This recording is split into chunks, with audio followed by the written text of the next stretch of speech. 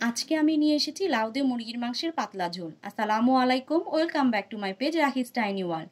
তরকারিটি রান্না করার জন্য আমি কড়াইয়ে পরিমাণ মতো তেল দিয়ে তাতে দিয়ে দিয়েছি পেঁয়াজ কুচি। পেঁয়াজগুলো গোল্ডেন ব্রাউন হয়ে আসলে এতে দিয়ে দিব 1 কাপ পরিমাণ পানি, আদা রসুন বাটা, লবণ, হলুদ গুঁড়ো ও মরিচ গুঁড়ো দিয়ে মশলাগুলো কষিয়ে আসলে এতে দিয়ে দিব মুরগির মাংস। দিয়ে মুরগির মাংসগুলোকে মশলার সাথে ভালো করে মিক্সড করে নেব। দিয়ে এটাকে ঢাকনা লাগিয়ে রেখে দেব। কিছুক্ষণ পর ঢাকনা উঠিয়ে এতে দিয়ে দিব লাউ। লাউ দিয়ে আরও কিছুক্ষণ কষিয়ে আবার ওইটাকে ঢাকনা লাগিয়ে রেখে দেব। কিছুক্ষণ পর ঢাকনা উঠিয়ে চেক করব লাউগুলো সিদ্ধ হয়েছে কিনা। মোটামুটি সিদ্ধ হয়ে আসলে ফুটন্ত গরম পানি এতে অ্যাড করে দেব। দিয়ে আবারও ঢাকনা লাগিয়ে রেখে দিব। ঝোল প্রায় কিছুটা কমে আসলে এতে দিয়ে দিব ফ্রোজেন ধনেপাতা। দিয়ে আরও কিছুক্ষণ রেখে চুলা থেকে নামিয়ে নিব। হয়ে গেল আমাদের মজাদার লাউ দিয়ে মুরগির মাংসের পাতলা ঝোল।